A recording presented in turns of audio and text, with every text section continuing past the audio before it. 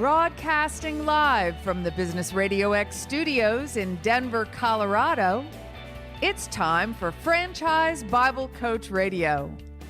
Now, here are your hosts.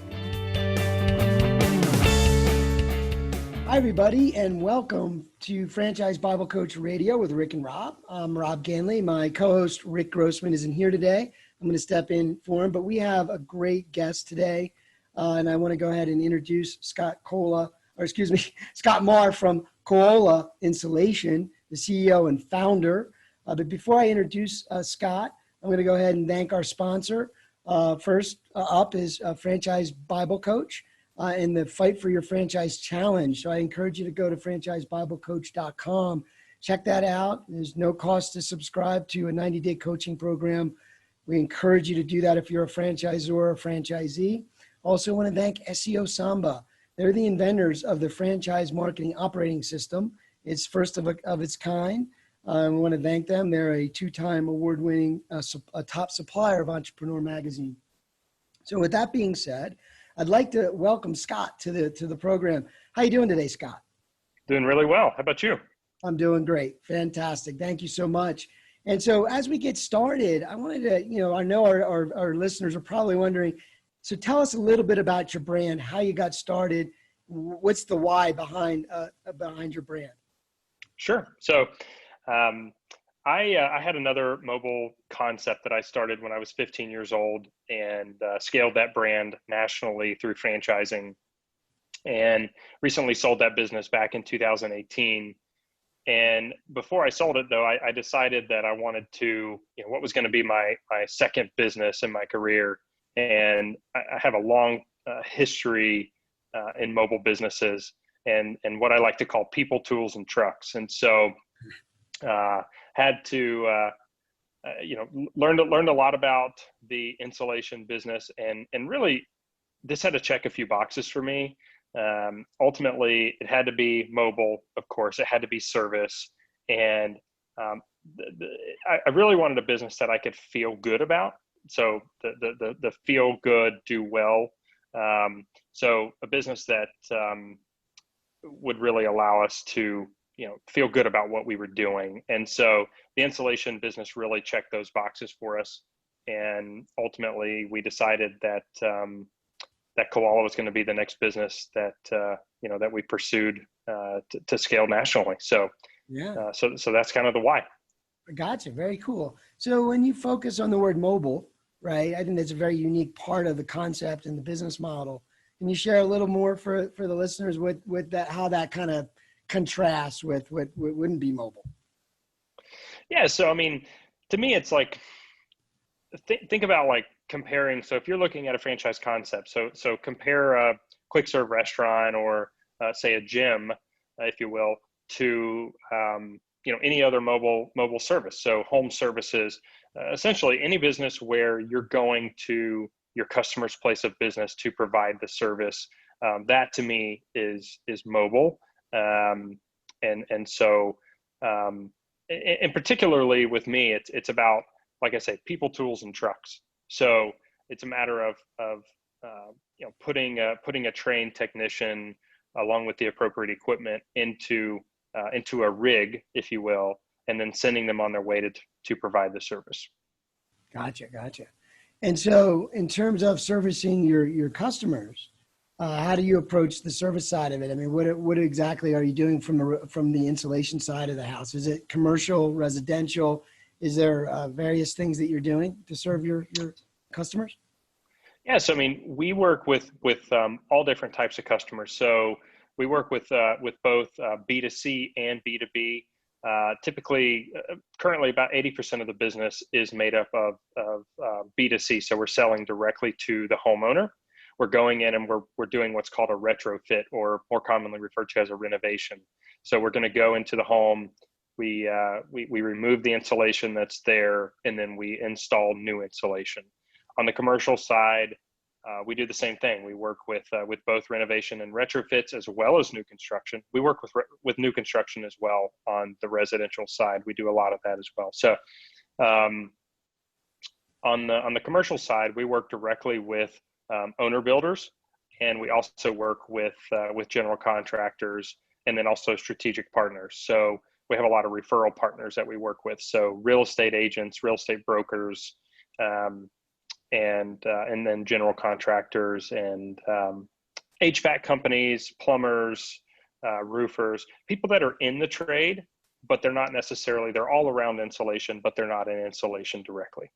Gotcha. And you know, we find that we interview lots of franchisors, and we find that type of model that allows the business operator to network with other professionals works quite well, right? It's a great way to develop business and establish a territory. So that's pretty cool. 100%. Yeah, referrals are huge.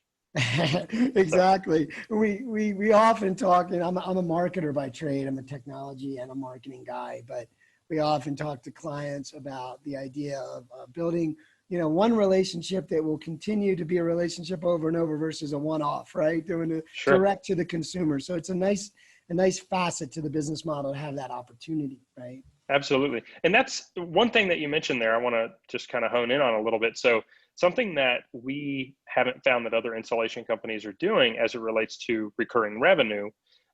So what we did is we designed a program at Koala Insulation where we go out and we provide an annual insulation inspection. And so if someone just spent, you know, $2,600 or you know, that's just a hypothetical, but they spent $2,600 insulating their home, and they had to do that because of the fact that they had, you know, rats or you know, other rodents or whatnot. If we can come back in and do an inspection on an annual basis, similar to that of like a termite inspection, then you know, we found that customers, they really like that because they don't feel like that it's going to be a service where you come in, you sell them, and then they never hear from you again. And so that's another added benefit that our franchisees are able to you know, to capitalize on in terms of recurring revenue. And it's an opportunity to get back into the home to make an additional sale as well. Very smart. Very smart. I mean, anytime you can invent a continuity program of some sort where you're delivering some regular routine, some regular service, or a follow-up schedule, it's ideal, right? Instead of one and done type of business. So That's fantastic. Great idea there. So here's the $1 million question, right? So we're in late May of 2020, and anybody that's listening to this knows what's going on in the world today. Lots of challenges. Probably one of the best times, and of course I'm referring to the pandemic, but probably one of the best times to be part of a franchise, right? The idea of being in business for yourself, but not by yourself. Yep. So tell us a little bit about what's been going on with the pandemic, how you as CEO have kind of led through this process with your teams and your franchisees. Sure. So we have, number one is we designed a process early on where our franchisees could follow a system so that we could continue to service customers and things like that. So, you know, like any business, I think pretty much every business has seen a decrease in revenue and or new leads or whatnot. Fortunately, we are considered an essential business. And so to that point, our franchisees have continued to operate throughout this process, but, you know, I'll be at a reduced rate. But insulation is one of those things where it can actually save you money. And so you invest to save. And so there's been a lot of people that are kind of looking at the current environment and they're thinking, you know, hey, what's the wiser move, like in terms of upgrades to my house? And so I think we've done a really nice job at guiding our franchisees through this process. So franchisees that have loans with us, we've helped by pushing those payments out a little bit, working with them a little bit to make sure that, that they're going to continue to survive and ultimately thrive. And then we've also been putting out really good statements to customers and empowering the franchise owners as it relates to, social distancing, taking the necessary precautions about going in someone's home, things like that. And so we've definitely been in contact with the franchisees on a weekly basis to make sure that they have all the tools and resources. We've done everything that we could do to assist them with the paycheck protection program and those sorts of loans. So we've been pushing information out readily and pushing those people to our funding partners so that they could take advantage of those loans, which are ultimately and hopefully going to be forgivable. So we've done a lot of. I feel like we've done a lot of things in that respect. Yeah, no doubt. And obviously, you're a team, right? Like the franchise model is we're in business together. Your success is our success.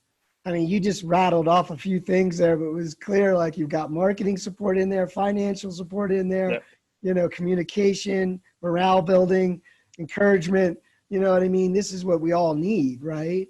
Sure. And so it's key. I mean, again, being part of this industry for the last 20 plus years, it's why I got involved too, is the idea of it, right? Coming from the corporate world, the idea of being in a small business, but not being so small was appealing. So, right. That's fantastic. And so with that being said, were there any innovative ideas that came from the field or thoughts about like ways of positioning products, services, ways of dealing with customers going forward, given the current climate situation? Yeah. So great question. So our franchisee in Daytona Beach, Jason, really great guy. He deals with a lot of elderly clientele. And so he had a lot of people that that were still calling in. They were saying, look, I'm very interested in having you come out and give us an evaluation. We really are interested in having our installation upgraded. But I want to make sure that, we're not coming in contact with, with each other. And so it was interesting. He shared this with us after he'd already done it, but he said, look, number one is we already, just as an installation company, we already wear respiration equipment on a daily basis. So for us, that's no different. That's no change. So he said, look, you can just open the garage. I'll come in through the attic access point.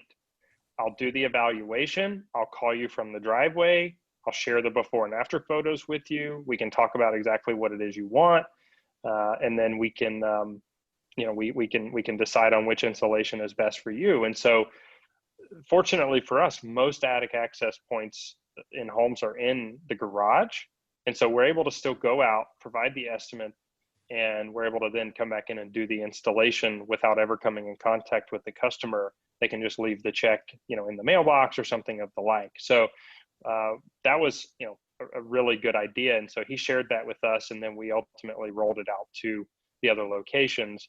And that seems to be working really, really well. So, so those were, that was one of the things that came up throughout this process. And I thought that was clever.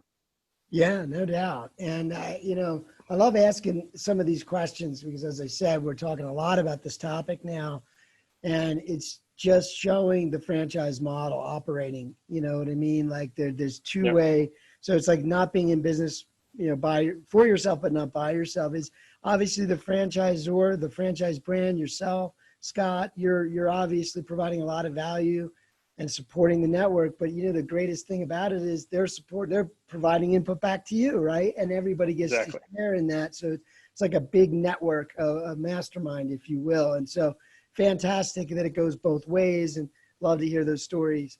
So with that being said, on the franchise side of things, I know your brand is emerging, having a lot of success. What are your thoughts with expansion, and how would you approach handling franchise development and offering franchises in new markets? How do you see it changing, or do you not see it changing much, or what are your thoughts there? Yeah, so initially, so we actually kicked off our franchise development efforts effective as of January 20th of 2020. And so we got rolling, and we had really great momentum once we officially launched. And then we saw a slowdown come March. So lead flow more than cut in half. And so from that point, we just had to pivot a little bit and say, okay, let's take this time, let's use it wisely, let's continue to refine the brand. And then by I would say late April or early May, we started to see a pretty tremendous increase in lead flow. And I think that that's because people are looking at, well, number one, and this is terrible, but a lot of people's incomes have been disrupted. There's been a lot of people that have lost jobs, and they're taking early retirements and other sorts of programs. And so those people are, they're looking at, how can I, take control of my destiny? How can I, take control of what I do again, or, what my next step in my career is going to be. And so franchising is, a better bet. And so people are looking at brands now that are emerging and fast growing concepts. And then B, they're looking at businesses that are either A, deemed essential, or B, are still operating throughout the pandemic. And so Koala, checks both of those boxes. And so we've actually seen a tremendous increase in our lead flow here in the last, throughout May. And so we're actually looking at, we're probably going to be adding another person on our franchise development team, just because our pipeline has ballooned so much. And so that's, that's what we're seeing as it relates to franchise development. And we awarded 4 territories to a wonderful couple based in West Houston, Texas, and they're going to be launching at some point in July. And we're on the cusp of making several more deal announcements with all multi-unit deals throughout the country. Well, that is great. That is great. And we've been saying amongst ourselves that we believe that there will be a resurgence of I shouldn't say resurgence, a boom of in the franchise space because of all the change, right? So many people looking for new careers, looking for more, maybe at least something that they believe they have more control over the outcome, right? And absolutely. What are they going to be looking for? Well, like you said, recession resistant types models, maybe even pandemic resistant types of models. You're deemed as essential, which is, I'm sure you're happy, right? Like we were interviewing someone earlier. It was Enego, a big cleaning franchise, and they were like, "Yeah, we were glad that we were considered essential," but he kind of made a comment like, "I feel bad for everybody that wasn't." Oh yeah. That makes you think, what was my business about then? I guess if it wasn't so essential, right? Right. I think it's important to know that this business model is essential, right? That'll be important for your folks to know that when they're evaluating the business model. So that's a good thumbs up there. So with all that being said, we're going to go ahead and wrap up the show here in just a minute. But before I do, I always like to ask a question where because you're a leader, you're a CEO, you're an entrepreneur, is there any final tip or gold nugget that you might share? And it could be directed more at somebody who is displaced, that is wondering, what do I do next in life? Yep. Or maybe it's another CEO of a franchise brand that's emerging like you. Is there any nugget that you've learned from this process the last 2-3 months that you would like to share? So really it's twofold. Personal philosophy that I have and I've had for a very long time is align your personal interest with your professional interest. So if you're looking at, starting a new business in 3 months or 6 months or something like that, just align your personal interest with your professional interest. So whatever that means to you, if that means that, you need to put off purchasing that new boat or, whatever it is, just think about that and really plan for it. Decide what's most important to you. Is it your business, succeeding, or is your personal life, more important to you? And I know that that's a tough question for a lot of people. And then the second side of that is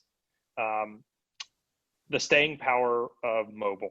So fortunately for me, throughout my career, I've always been in mobile businesses since I was 15 years old. And, throughout the Great Recession, 2008 to 2011 or so, I had mobile business at that time in multiple states. And even through that, we were able to survive. And as I call it, ride the wave. So we were able to, when times are good, you can really scale up in a mobile business and you can rock and roll. And then whenever times are not so good, then it's fairly easy to park equipment and, lay off those unnecessary employees temporarily until, the demand comes back. Whereas that's really hard to do when you have, a fixed mortgage payment that's substantive, or a fixed lease expense that you have to pay regardless. And then, when you have a fixed site business, you've got utilities, you've got employees, because you're paying those employees to be there, whether you have customers that show up or not. And so again, just the staying power of mobile is something that I would definitely tell people to consider. A lot of people look at mobile and say, it doesn't seem as sexy. It doesn't seem as fun. It's not as hot of a concept as, say, a fitness concept is. But at the end of the day, what you should be evaluating is, it's got to work with your personality, but what you should really be evaluating is, is this going to fulfill, what I want out of business ownership? And what most people want out of business ownership is to make money. And so even if the concept isn't necessarily sexy, making money, to a lot of people is sexy. That's right. And that empowers a lot, right? And, I was when you were talking about what is sexy or hot, or, in terms of concepts, sure. I'm thinking, but they're not essential, are they? Right.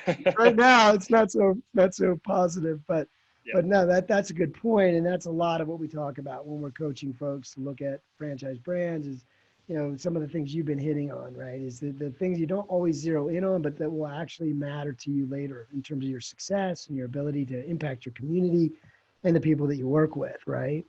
So that's fantastic. Any other thoughts on that note before we wrap up? No, I think I think this has been really good. All right. Well, I appreciate your time. Well, Scott Marr, President and CEO of Koala Insulation, thank you very much for being on the program today. I appreciate it. That's going to do it for the Franchise Bible Coach Radio program for today. Thanks again to our sponsors, franchisebiblecoach.com and SEOsamba.com. Bye for now. Thanks, Rob.